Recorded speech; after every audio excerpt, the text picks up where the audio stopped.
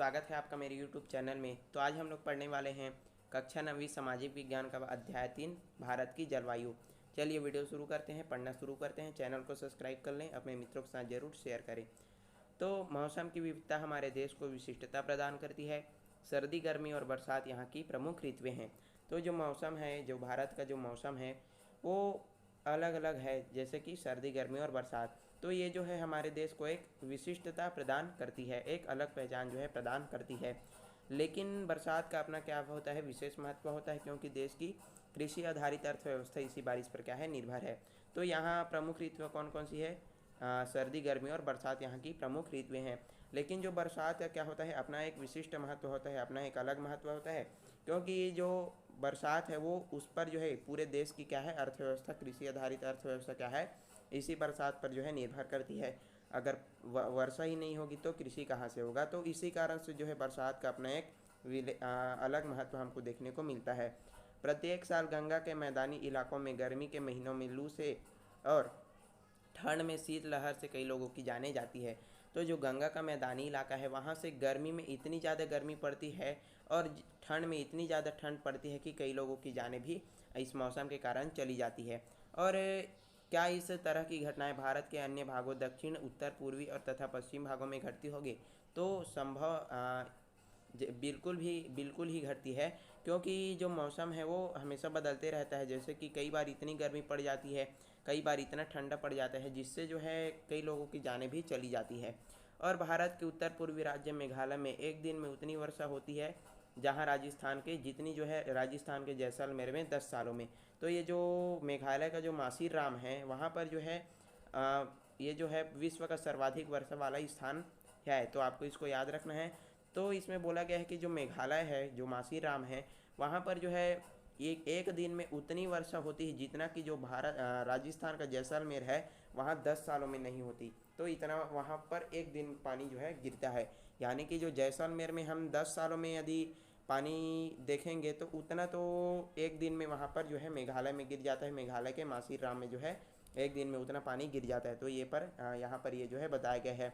दिसंबर महीने में जम्मू और कश्मीर राज्य की द्रास नामक जगह में रात का तापमान -45 डिग्री सेल्सियस तक पहुंच जाता है। तो सोच सकते हैं कि माइनस जो है 45 डिग्री सेल्सियस कितनी ठंड जो है वहाँ पर पड़ती है, यहाँ जम्मू कश्मीर राज्य के द्रास नामक जगह पर, द्रास नामक स्थान पर। तो सोच सकते हैं कि बहुत अत्यधिक जो है ठंड यहाँ पर पड़ती है। और क्या हमने महसूस किया है कि हमारे इलाके में साल के अलग अलग महीने में हवाएं किस किस दिशा में बदलती है? तो ये जो हवा है वो अलग अलग दिशा से आती रहती है। कभी हवा उत्तर से या उत्तर पूर्व से आती है, तो कभी दक्षिण या दक्षिण पश्चिम से। तो ये जो हवा की दिशा है वो हमेशा क्या होती है, बदलती रहती है। कभी ये उत्तर से आ जाती है तो कभी उत्तर पूर्व से आती है। पहले यदि दक्षिण से आती है तो कभी कभी दक्षिण पश्चिम से भी आ जाती है। तो भारत को के किसी भी भाग में बाढ़ आ जाती है तो उसी साल दूसरे भाग में क्या पड़ जाता है, सूखा पड़ता है। तो हम यदि देखेंगे कि जो मौसम है वो किस प्रकार से परिवर्तनशील होता है, तो एक जगह इतनी बारिश होती है कि कहीं बाढ़ आ जाता है एक स्थान पर, और हम दूसरे स्थान पर बात करें तो वहाँ पर बारिश ही नहीं होती बल्कि क्या पड़ जाता है, सूखा पड़ जाता है। तो ये क्या होता है, मौसम यानी जलवायु के परिवर्तन के हिसाब से ये जो है होता है।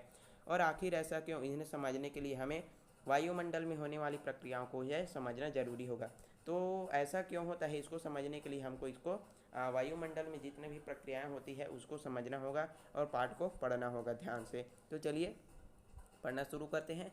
तो मौसम और जलवायु, तो किसी विशेष स्थान पर अल्प समय में यानी कुछ मिनटों, घंटों व दिन की वायुमंडलीय दशाओं जैसे कि तापमान, वायु दाब, पवन, आर्द्रता, बादल, वर्षा को क्या बोला जाता है, मौसम कहा जाता है। इसको आप नोट कर सकते हैं। ये जो है परीक्षा में पूछा जाता है कि मौसम किसे बोला जाता है, किसे कहा जाता है। तो किसी विशेष स्थान पर जो है, तो कोई भी विशेष स्थान हो गया, कोई भी जगह हो गया, तो वहाँ पर अल्प समय यानी कि कुछ ही समय में, जैसे कि उसके कुछ मिनट या कुछ घंटे या दिन में जो है वायुमंडलीय दशा, जैसे कि वहाँ का तापमान चेंज हो गया, वायु दाब या हवा चलने की दिशा चेंज हो गई, बादल आ गया, तो इन सभी चीज़ों को क्या बोला जाता है, मौसम कहा जाता है। तो आपको इसको याद रखना है। और जो मौसम होता है वो परिवर्तनशील होता है, यानी कि ये जो है कभी भी बदलता रहता है, यानी कि हमेशा ये जो है परिवर्तनशील रहता है, कब बदल जाए इसका पता नहीं रहता।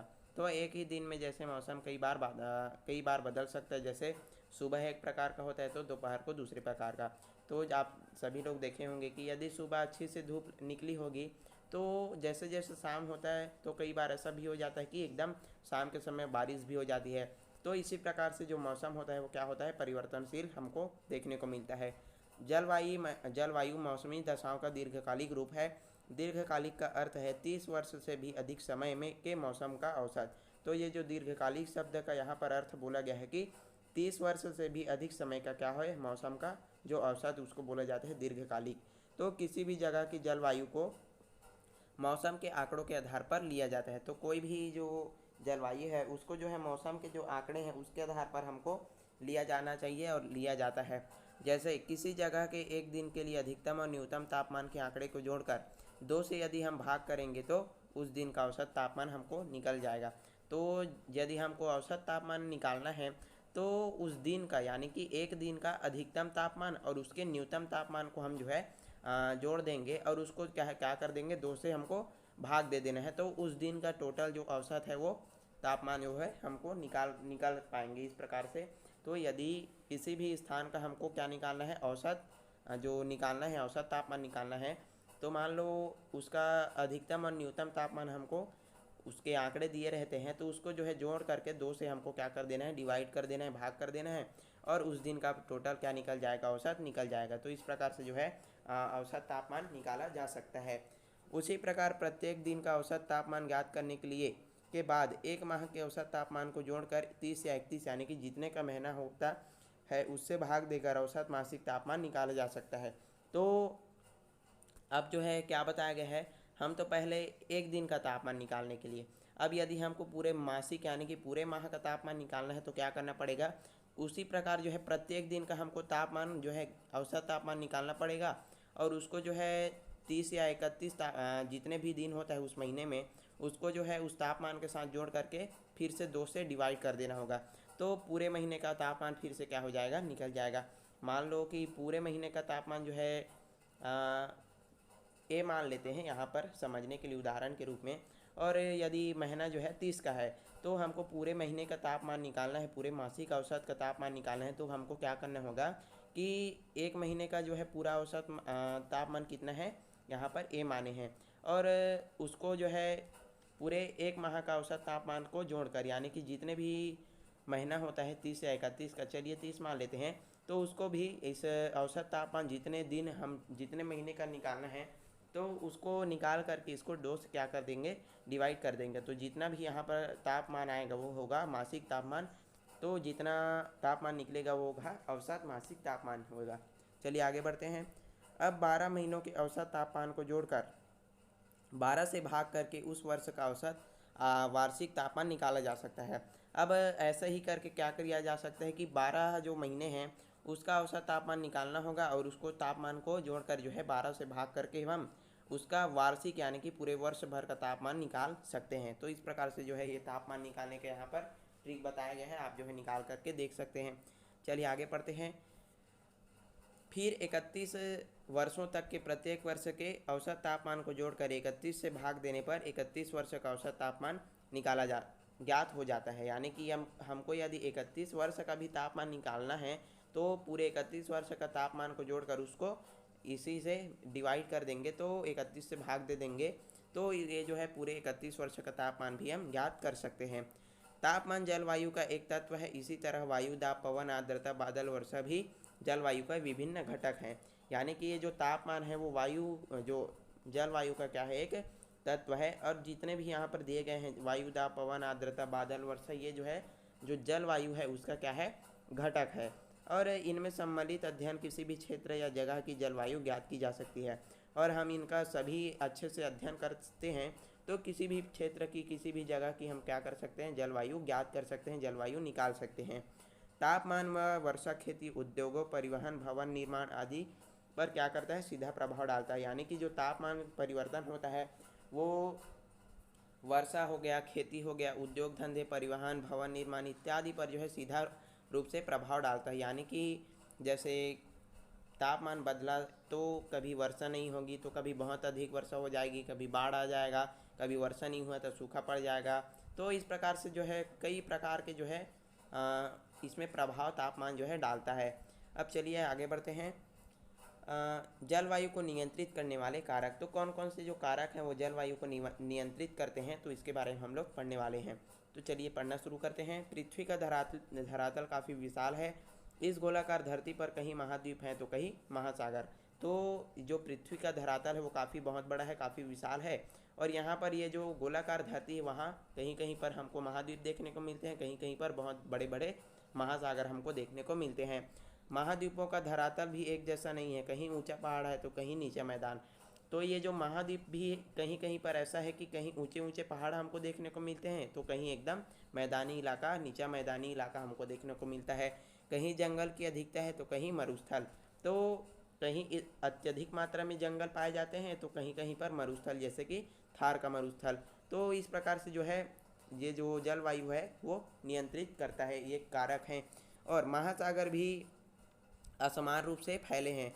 उत्तरी गोलार्ध में 39% और दक्षिणी गोलार्ध में 81% जल भाग है। तो आपको इसको याद रखना है कि उत्तरी गोलार्ध में कितना प्रतिशत, तो 39% जल है और दक्षिणी गोलार्ध में 81% जल भाग है। तो आपको इसको याद रखना है। और ये सभी अंतर कहीं ना कहीं वायुमंडल के गर्म व ठंडा होने की प्रक्रिया को क्या करते हैं, प्रभावित करते हैं। तो ये जो अंतर है कहीं कहीं, ये कौन सा अंतर, तो कहीं पर महाद्वीप है, कहीं पर महासागर हो गया। और ये जो महाद्वीप भी हैं वो कैसे हैं, कहीं ऊंचा पहाड़ देखने को मिलता है तो कहीं मैदान देखने को मिलता है, कहीं जंगल है तो कहीं मरुस्थल है। तो ये जो जितने भी विविधता हैं, जितने भी विषमता है, वो जो है जलवायु को क्या करते हैं, नियंत्रित करते हैं, प्रभावित करते हैं। वायुमंडल का असमान रूप से ठंडा व गर्म होना जलवायु को नियंत्रित करता है। तो जो वायुमंडल है वो भी अचानक से गर्म हो जाता है तो अचानक से ठंडा हो जाता है, जैसे अचानक वर्षा होने लगती है, कभी एकदम गर्मी पड़ जाती है। तो ये जो जलवायु का जो वायुमंडल में जो असमान रूप से ठंडा और गर्म होना भी जलवायु क्या करता है, नियंत्रित करता है। जलवायु को नियंत्रित करने वाले प्रमुख कारक निम्नांकित हैं। तो चलिए पढ़ते हैं। पहला हो गया अक्षांशीय स्थिति, दूसरा धरातली ऊंचाई, समुद्र से दूरी, वायु दाब, हिमालय पर्वत की स्थिति और मानव द्वारा निर्मित कारण। तो चलिए पढ़ना शुरू करते हैं। पहले नंबर पर है अक्षांशीय स्थिति। तो भूमध्य रेखा पर सूर्य की किरणें साल भर क्या पड़ती है, लंबवत पड़ती है। और इसके विपरीत भूमध्य रेखा से ध्रुव की ओर जाने पर पृथ्वी की गोलाई यानी कि वक्रता के कारण सूर्य से उतनी ही किरणें ज़्यादा क्षेत्र पर पड़ती है। अर्थात इसमें बोला गया है कि जो भूमध्य रेखा है वहाँ पर जो है सूर्य की किरणें साल भर जो है सीधी यानी कि लंबवत पड़ती रहती है। और इसके विपरीत यदि हम बात करें कि भूमध्य रेखा से यदि ध्रुव की ओर हम जाते हैं तो इस कारण से जो है सूर्य की उतनी ही किरणें वहाँ पर जो है ज़्यादा क्षेत्र पर पड़ती है। अर्थात प्रति इकाई क्षेत्रफल पर सूर्य की किरणें ऊर्जा कम मात्रा में पहुँचती है, जिस कारण तापमान कम रहता है। यानी कि यहाँ पर बोला गया है कि प्रति इकाई क्षेत्रफल पर जितना क्षेत्र है उसका प्रति इकाई क्षेत्रफल पर जो है सूर्य की किरणें जो है बहुत कम मात्रा में पहुँचती है और कम मात्रा में पहुँच रही है, जिसके कारण वहाँ का जो तापमान है वो कम रहता है। इस प्रकार सूर्य ताप का वितरण अक्षांशों द्वारा निर्धारित होता है। इससे भूमध्य रेखा के आसपास अधिक तथा ध्रुवों पर कम तापमान पाया जाता है। तो जो भूमध्य रेखा के आसपास यदि हम बात करें तो वहाँ पर जो है तापमान अधिक पाया जाता है, और यदि ध्रुवों पर बात करें तो तापमान क्या हो जाता है, कम पाया जाता है। अब कर्क रेखा भारत को लगभग मध्य से गुजरती है तथा भारत को जो है दो भागों में क्या कर देती है, विभाजित कर देती है, बांट देती है। तो जो कर्क रेखा है वो भारत के लगभग किससे गुजरती है, मध्य से गुजरती है। और ये जो है भारत को दो भागों में क्या कर देती है, बांट देती है, विभाजित कर देती है। इससे दक्षिण की ओर का क्षेत्र दक्षिण भारत कहलाता है और जो भूमध्य रेखा के अधिक निकट है, और उत्तर की ओर जो है दूरी बढ़ती है। तो इसमें जो दक्षिण भारत है वो क्या है, भूमध्य रेखा के निकट है। इस कारण यहाँ जो का तापमान है वो क्या होता है, अत्यधिक होता है। और यही कारण है कि दक्षिण भारत में वर्ष भर उष्णता रहती है, जबकि उत्तर भारत में ग्रीष्म काल में अधिक गर्मी और शीतकाल में कड़ाके की जो है ठंड पड़ती है। क्यों, क्योंकि यहाँ पर सूर्य का ताप जो है अत्यधिक ज़्यादा नहीं पहुँचता, जिस कारण जो है तापमान क्या होता है, कम होता है। चलिए आगे बढ़ते हैं। अब धरातल से ऊंचाई, तो किस प्रकार से जो है धरातल से जो ऊंचाई है वो जलवायु को क्या करती है, नियंत्रित करती है। तो हम धरातल से जो जो ऊंचाई पर जाते हैं तो तापमान क्या होता जाता है, घटता जाता है। सभी लोग को पता है कि जैसे जैसे हम जो है धरातल से ऊंचाई पर जाते जाते हैं तो तापमान जो है क्या हो जाता है, घटता चला जाता है। वायुमंडल का तापमान मुख्य रूप से पार्थिव विकिरण यानी कि जो पृथ्वी की सतह से निकलने वाली ऊष्मा से बढ़ता है। तो जो गर्मी है वो किस प्रकार से बढ़ती है, तो यहाँ पर समझाने का प्रयास किया गया है कि जो वायुमंडल का तापमान है वो पृथ्वी से निकलने वाली, जैसे कि ये हो गया हमारा जो पृथ्वी हो गया, तो वहाँ से जो निकलने वाली जो ऊष्मा है उसके कारण जो है बढ़ती है वायुमंडल का तापमान। वायुमंडल का निचला भाग पार्थिव विकिरण से अधिक और ऊपरी भाग कम ताप प्राप्त करता है। यानी कि जो निचला भाग है वो अत्यधिक जो तापमान वो प्राप्त करता है, जो ऊपरी भाग है वो कम तापमान प्राप्त करता है। इस कारण जो निचला एरिया है वो अत्यधिक गर्म होता है और जो ऊपरी एरिया है वो कम, मतलब तापमान उसका कम रहता है। वायुमंडल का निचला जो वायुमंडल की निचली परत में मौजूद जल वाष्प, धूल कण तथा विभिन्न प्रकार की गैसें द्वारा पृथ्वी उत्सर्जित ताप को अवशोषित कर लेती है। जैसे कि जो भी ताप मिलता है उसको जो है पृथ्वी क्या कर लेती है, उत्सर्जित कर लेती है, अतः धरातल के पास अधिक तापमान रहता है।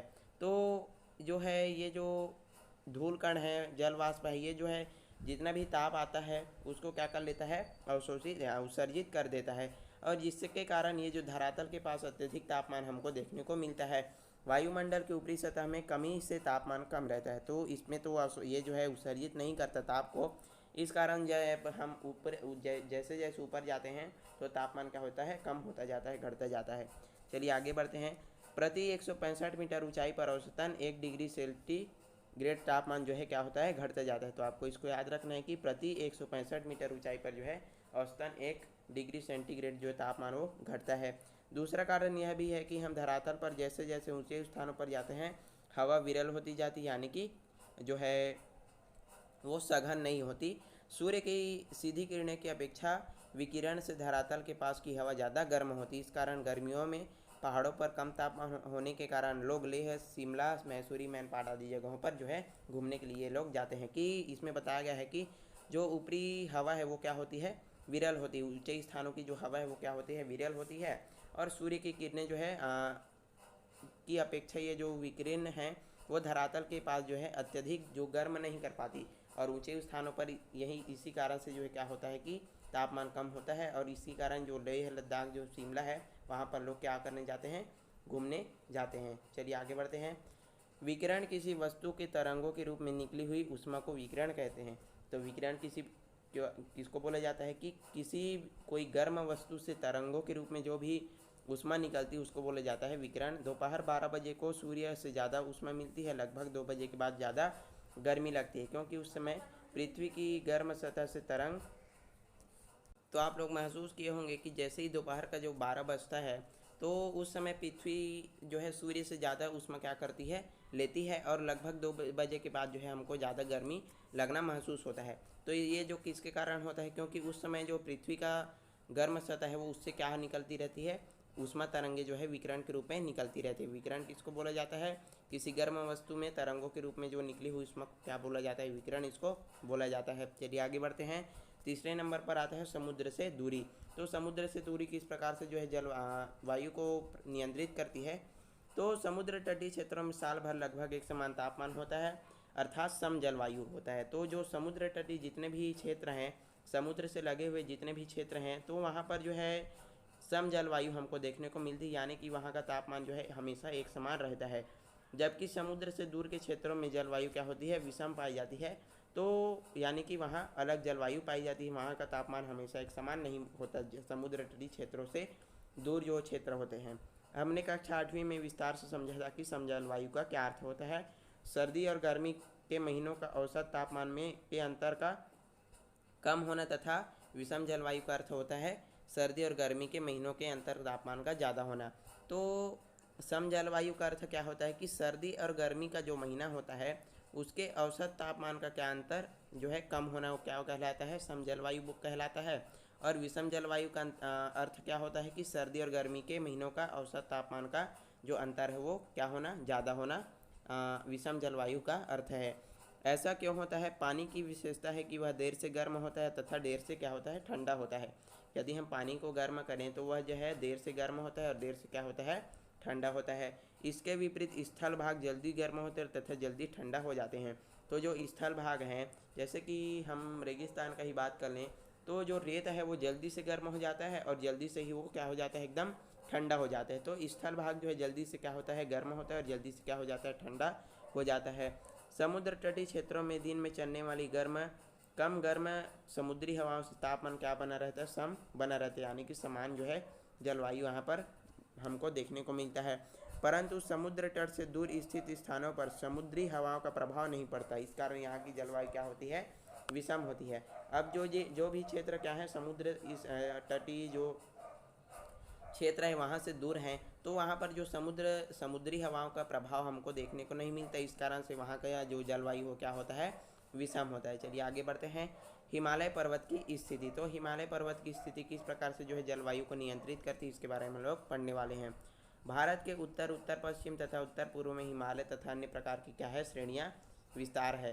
तो जितना भी उत्तरी भाग है, उत्तर पश्चिम और उत्तर पूर्व, तो वहाँ पर पूरा का पूरा क्या है, पर्वत श्रृंखला हमको देखने को मिलता है, पर्वत श्रेणियाँ हमको देखने को मिलता है।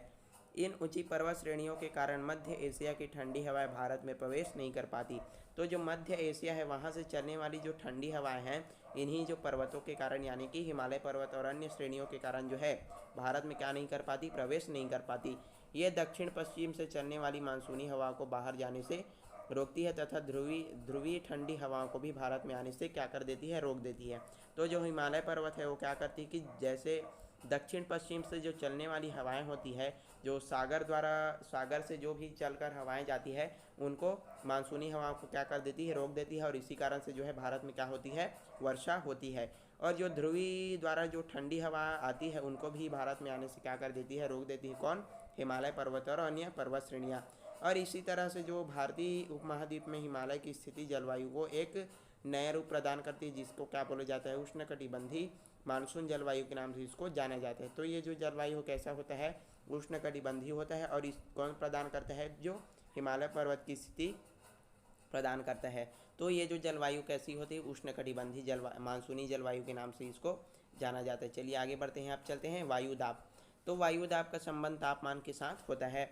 जब तापमान अधिक तो वायुदाब कम, और जब तापमान कम तो वायुदाब अधिक होता है। तो ठीक इसके विपरीत यह है कि जो वायुदाब होता है उसका संबंध किससे है, तापमान से, यानी कि गर्मी और ठंड से है।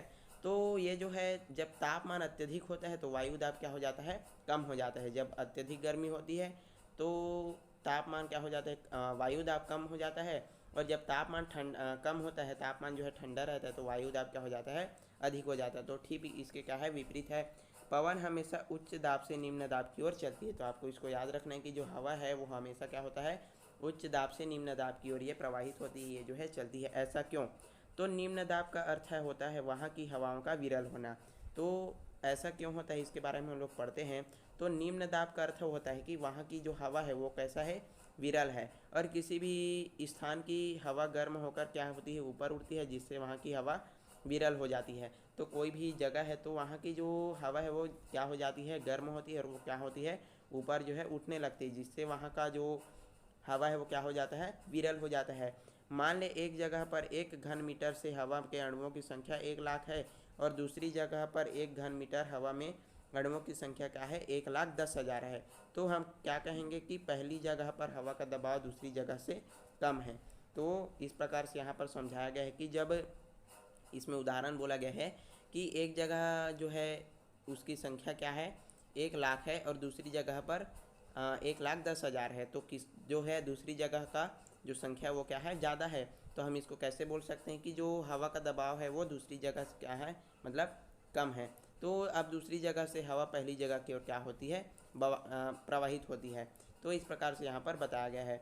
अब मानव द्वारा निर्मित कारण, तो मानव द्वारा निर्मित कारण भी जो है जलवायु को क्या करता है, प्रभावित करता है। तो मनुष्य द्वारा आर्थिक क्रिया, औद्योगिकरण, नगरीकरण, भूमि उद्योग में परिवर्तन, नर्व निवीकरण और आदि भूमंडलीय ताप वृद्धिकर बन गए हैं। इसका जलवायु परिवर्तन पर क्या पड़ता है, प्रभाव यहाँ पर पड़ता है। तो जो मानव द्वारा जितने भी औद्योगिक उद्योग धंधे लगाए जाते हैं, भूमि उपयोग पर परिवर्तन किया जाता है, और कई प्रकार के निर्माण किए जाते हैं, तो जिससे भी क्या होता है, जलवायु में परिवर्तन हमको देखने को मिलता है। चलिए आगे बढ़ते हैं।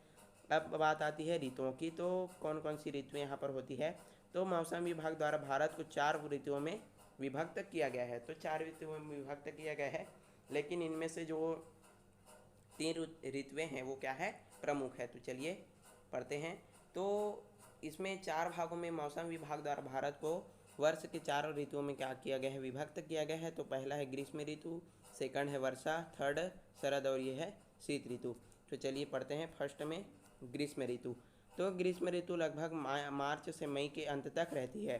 तो जब ग्रीष्म ऋतु आती है तो वो कौन कौन से महीने में, मार्च से शुरू हो जाती है और मई के अंत तक ये जो है बनी रहती है। 21 मार्च को सूर्य भूमध्य रेखा पर सीधा क्या होता है, चमकता है। मार्च के बाद मई तक जो है तापमान लगातार क्या होती है, बढ़ोतरी होती है। तो भूमध्य रेखा पर जो है इसकी किरणें साल भर जो है ये जो है लंबवत रहती है सूर्य की किरणें, जिसके कारण जो है 21 मार्च को सूर्य है जो भूमध्य रेखा पर सीधा चमकता है, जिसके कारण जो है तापमान लगातार जो है मई तक के अंत तक जो है बढ़ते जाता है। 21 जून को सूर्य जब कर्क रेखा के लंबवत होता है उस समय उत्तर भारत में तापमान अपने चरम पर होता है। तो जब 21 जून का समय आ जाता है, 21 जून जब चलता रहता है तो उस समय सूर्य की किरणें जो है कर्क रेखा पर क्या पड़ती है, लंबवत पड़ती है। और उस समय जो उत्तर भारत है वहाँ का तापमान अपने चरम पर होता है। तापमान की अधिकता के कारण थार के मरुस्थल से लेकर पूर्व में गंगा के मैदान तक कम वायुदाब का क्षेत्र बन जाता है। तो वहाँ जब तापमान क्या हो जाता है, अत्यधिक होता है, अधिक होता है, जिसके कारण से थार के मरुस्थल से लेकर जो गंगा का जो मैदान है, मध्य मैदान, वहाँ का जो वायुदाब है वो क्या हो जाता है, कम हो जाता है। तो हम लोग पढ़ें कि यदि तापमान अधिक है तो वायुदाब क्या होगा, कम होगा, और वायुदाब तापमान कम होगा तो वायुदाब क्या होगा, अधिक होगा। मार्च से मई तक उत्तर भारत में दिन में गर्म एवं शुष्क पवनें तेजी से बहती है, जो रात में धीमी हो जाती है और एवं दिशा का कोई निश्चित नहीं होता। तो मार्च से लेकर के मई तक का जो समय होता है उसमें जो है दिन में गर्म और शुष्क हवाएं जो है तेज़ी से चलती है, और रात के समय ये क्या हो जाती है, धीमी हो जाती है, और उनके जो दिशा है उनका कोई निश्चित पता नहीं होता, कोई इनकी जो दिशा है वो निश्चित नहीं होती। इन पवनों को बोला जाता है लू, इसको बोला जाता है। तो सभी लोग सुने होंगे कि अभी जो है लू चल रहा है। अब ये पवनें पंजाब, हरियाणा, उत्तर प्रदेश, बिहार और अन्य मैदानी भागों में महसूस की जाती है।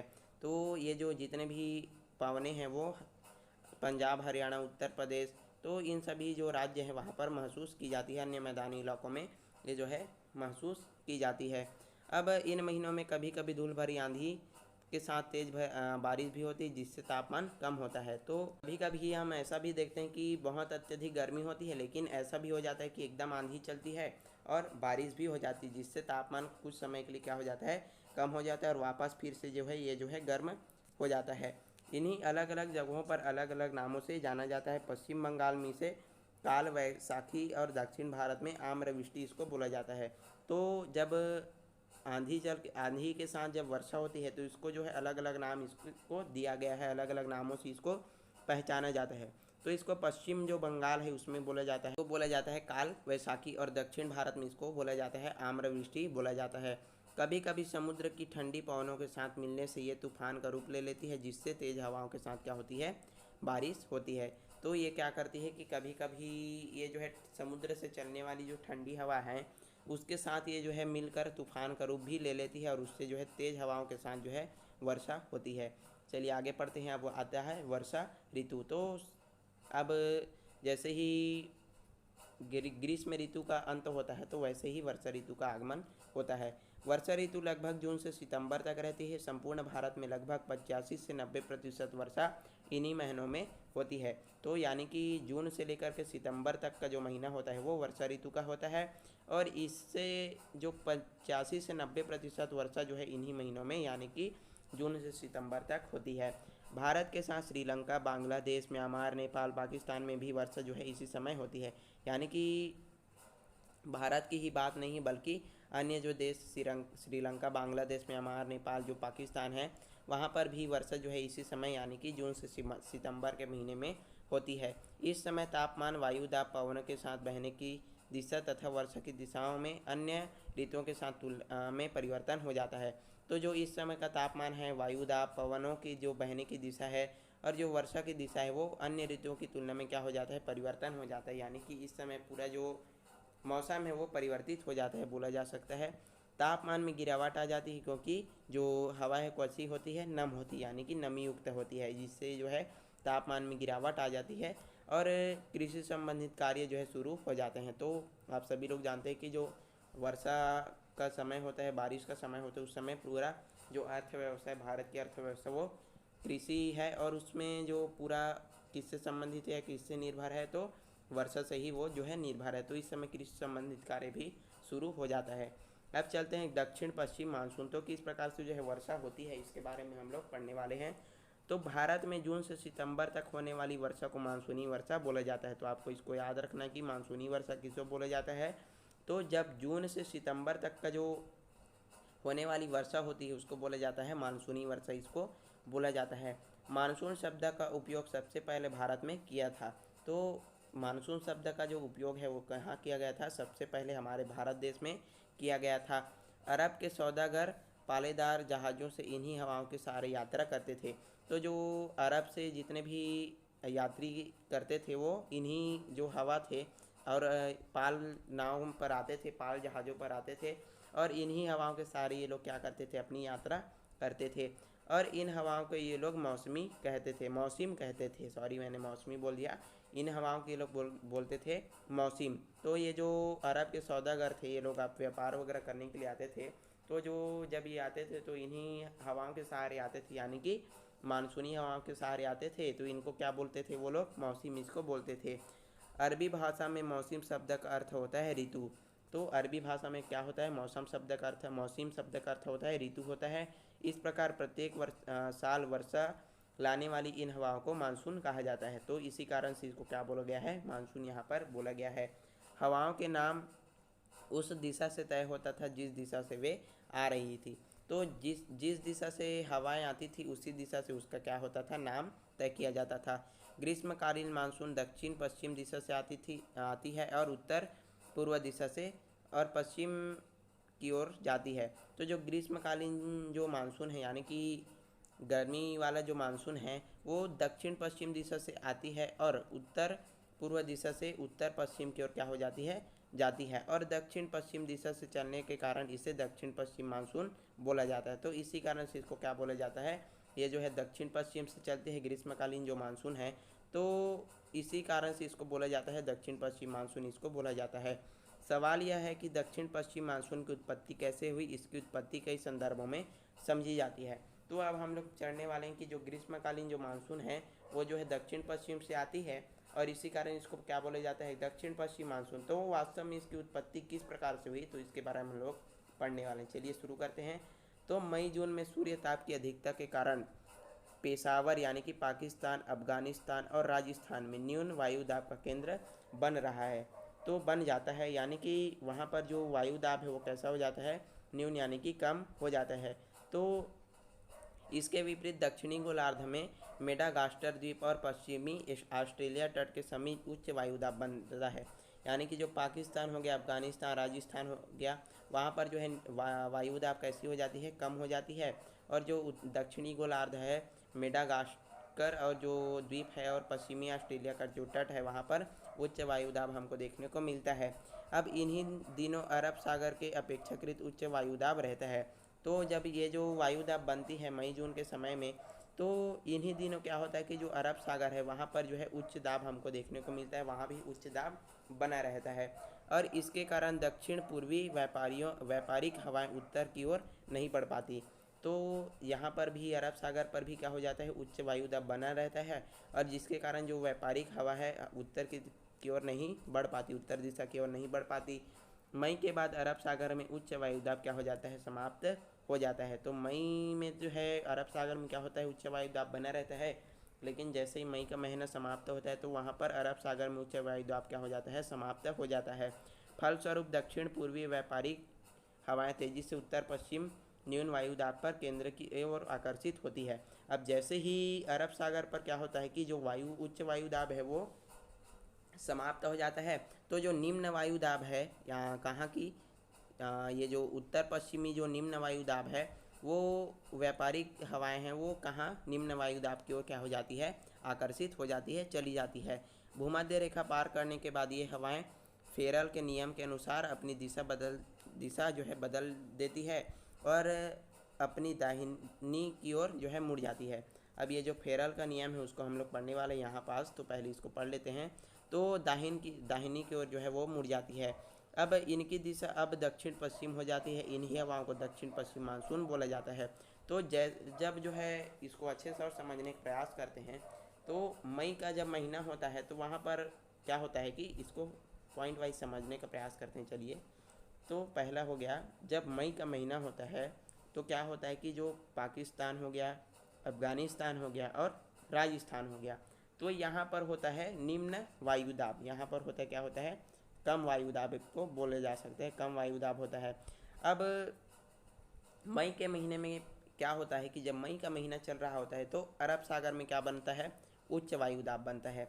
अब उच्च वायुदाब बनता है तो ये जो है दक्षिण पूर्वी व्यापारिक जो हवाएं हैं उसको जो है जो हवा है उत्तरी हवा को आगे बढ़ने नहीं देती, यानी कि उनको उत्तर की ओर जाने नहीं देती, यानी ये जो भारत की ओर इनको जाने नहीं देती, इसको बोल सकते हैं। चलिए ठीक है, तो जब मई का महीना क्या हो जाता है, समाप्त हो जाता है, तो मई का महीना समाप्त होता है तो ये जो अरब सागर में जो उच्च वायुदाब बना रहता है वो भी क्या हो जाता है, समाप्त हो जाता है। तो जैसे ही ये समाप्त होता है तो ये जो हवाएं हैं, जो दक्षिणी पूर्वी हवाएं हैं, वो क्या हो जाती है, उधर चली जाती है, यानी कि कम वायुदाब की ओर चली जाती है।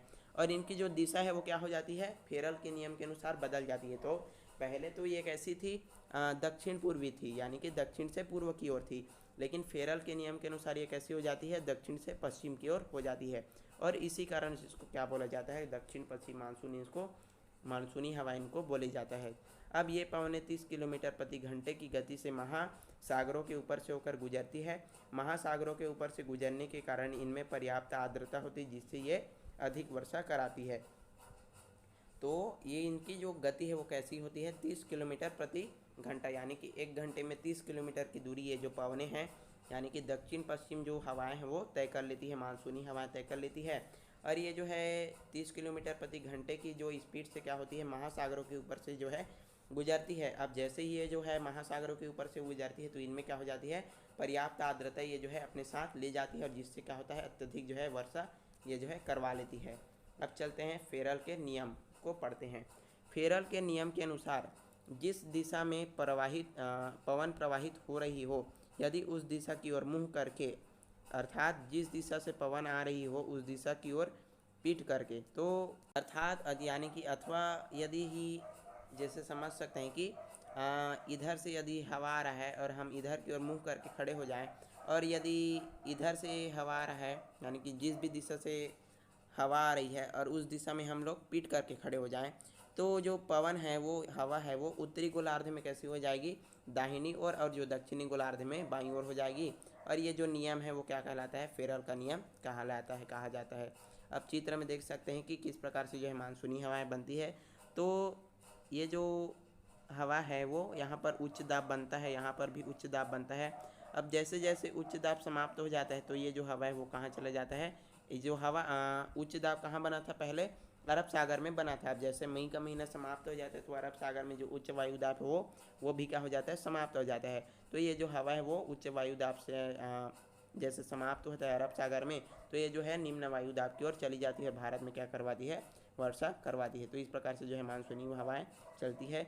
अब चलते हैं दूसरे नंबर पर। तो धरती के तपने से भूमध्य रेखा के आसपास की हवाएं गर्म होकर ऊपर उठती है। अब जैसे जैसे धरती का तापमान बढ़ता है तो जो भूमध्य रेखा के आसपास की जो गर्म हवाएं हैं वो ऊपर उठने लगती है गर्म होकर, और इस वजह से भूमध्य रेखा पर निम्न वायुदाब का क्षेत्र जो है बन जाता है। और इसी कारण से जो भूमध्य रेखा है वहाँ पर जो है कम वायुदाब का क्षेत्र बन जाता है, निम्न वायुदाब का क्षेत्र बन जाता है। निम्न दाब के कारण उत्तरी और दक्षिणी गोलार्ध की तरफ से हवाएं इस क्षेत्र की ओर बहती है और यहाँ आकर के आपस में मिल जाती है। अब जैसे ही यहाँ पर निम्न वायुदाब जो है बनता है, निम्न दाब बनता है, तो उत्तरी और जो दक्षिणी गोलार्ध है वहाँ पर क्या होता है कि निम्न वायुदाब जब बनता है तो उत्तरी और दक्षिणी गोलार्ध से हवा बहती है और निम्न वायुदाब पर क्या आकर के मिल जाती है। इसलिए इस क्षेत्र को इंटर ट्रॉपिकल कन्वर्जेंस जोन इसको बोला जाता है। तो जब जो है निम्न वायुदाब का जब क्षेत्र बनता है तो जो उत्तरी और जो दक्षिणी गोलार्ध की हवाएं हैं वो इस निम्न वायुदाब की ओर क्या हो जाती है, आकर के मिल जाती है, और इस क्षेत्र को क्या बोला जाता है, इंटर ट्रॉपिकल कन्वर्जेंस जोन इसको बोला जाता है। तो आपको इसको याद रखना है। साल भर सूर्य की सीधी किरणें कर्क और मकर रेखा के बीच अलग अलग जगह पर पड़ती है। तो जो सूर्य की किरणें हैं वो साल भर जो है कर्क और जो मकर रेखा है उन पर जो है अलग अलग जगह पर पड़ती है। इसको आप जो है याद रखना है। अब इसलिए यह निम्न दाब क्षेत्र भी नियमित रूप से जगह बदलता रहता है। तो ये जो निम्न दाब का जो क्षेत्र है वो भी अपना जो है जगह नियमित रूप से बदलता रहता है। जून में जब सूर्य जब कर्क रेखा पर सीधा चमक रहा होता है तो निम्न दाब का क्षेत्र खिसक कर भूमध्य रेखा से दूर उत्तर की ओर चला जाता है। तो जब जून का महीना होता है तो जो सूर्य है वो कर्क रेखा पर सीधा चमक रहा होता है। तो ये जो निम्न दाब का क्षेत्र है वो क्या करता है, हम लोग पढ़े हैं कि ये जो है अपनी जगह बदलता रहता है। तो ये जो खिसक कर कहाँ चले जाता है, भूमध्य रेखा से दूर उत्तर की ओर चला जाता है। अब जो दिसंबर में सूर्य की किरणें मकर रेखा पर सीधी पड़ती है तो निम्न दाब की यह पट्टी दक्षिण गोलार्ध में खिसक जाता है। अब जैसे ही दिसंबर का जब महीना आता है तो सूर्य की जो किरणें हैं वो मकर रेखा पर सीधी पड़ने लगती है। तो ये जो निम्न दाब है की जो यह पट्टी है वो दक्षिणी गोलार्ध की ओर खिसक जाती है। पहले जब जो कर्क रेखा पर सीधा चमक रहा था तो उत्तर की ओर जो है चला गया। अब दक्षिण मकर रेखा पर जब सीधा पड़ा तो यह दक्षिणी गोलार्ध की ओर चला जाता है। इसके खिसकने से यह दक्षिणी गोलार्ध की व्यापारिक पवनों को आकर्षित करती है। तो ये जो है व्यापारिक पवनों को आकर्षित जो है कर लेती है। अब तीसरे नंबर पर आता है, इसी समय सतह से 10 से 16 किलोमीटर की ऊंचाई पर तीव्र गति से पवन का प्रवाह पश्चिम से पूर्व से पश्चिम दिशा के आरंभ हो जाता है, जो सतह के ऊपर के विपरीत मानसून के पश्चिम से पूर्व की ओर होने वाले प्रवाह में सहायक होता है। तो इसी समय क्या होता है कि 10 से 16 किलोमीटर की ऊंचाई पर जो हवा है वो कैसे हो जाती है, तीव्र हो जाती है। और कैसी प्रवाह इसकी दिशा कहाँ से होती है, पूर्व से पश्चिम दिशा में आरंभ होती है, जो सतह के ऊपर विपरीत यानी कि सतह के ऊपर उठकर जो है कैसी हो जाती है, पश्चिम से पूर्व की ओर प्रवाह होने में सहायता कर देती है। पहले तो ये क्या होती है, पूर्व से पश्चिम हो जाती है। अब जैसे ही ये सतह के ऊपर उठती है तो पश्चिम से पूर्व हो जाती है और ये प्रवाह होने लगती है। तो इस प्रकार से ये जो है परिवर्तन होता है हमको देखने को मिलता है। अब चलते हैं आगे। तो मानसून भारतवर्ष में सभी स्थानों पर एक साथ न पहुंचकर अलग अलग तिथियों पर पहुंचती है। तो जो मानसून है वो भारत में सभी स्थानों पर जो है एक साथ जो है नहीं पहुंचता, ये जो है अलग अलग तिथि पर पहुंचती है। सबसे पहले केरल में जो है 1 जून को, मुंबई में 7 जून को और तथा छत्तीसगढ़ में 15 जून के आसपास ये जो है पहुंचती है। तो आपको इसको याद रखने की, सबसे पहले जो मानसून है वो केरल में कितने तारीख को, 1 जून को पहुंचता है, फिर मुंबई में 7 जून को और उसके बाद छत्तीसगढ़ में 15 जून के आसपास ये जो है आ जाता है। दक्षिण प्रायद्वीप के कारण दक्षिण पश्चिम मानसून 2 भागों में विभक्त हो जाता है, एक अरब सागर की ओर और दूसरा बंगाल की खाड़ी की ओर क्या होता है, प्रवाहित होता है। तो जब ये आता है तो 2 भागों में क्या हो जाता है, बढ़ जाता है। एक जो है अरब सागर की ओर चला जाता है और दूसरा बंगाल की खाड़ी की ओर प्रवाहित हो जाता है। तो इस प्रकार से जो है मानसूनी हवाएं चलती है। और आज के लिए बस इतना ही, मिलते हैं अगले वीडियो में। वीडियो पसंद आए तो लाइक करें, अपने मित्रों के साथ शेयर जरूर करें और यदि मेरे चैनल में आप नए हैं तो चैनल को सब्सक्राइब जरूर करें। मिलते हैं अगले वीडियो में। वीडियो देखने के लिए धन्यवाद।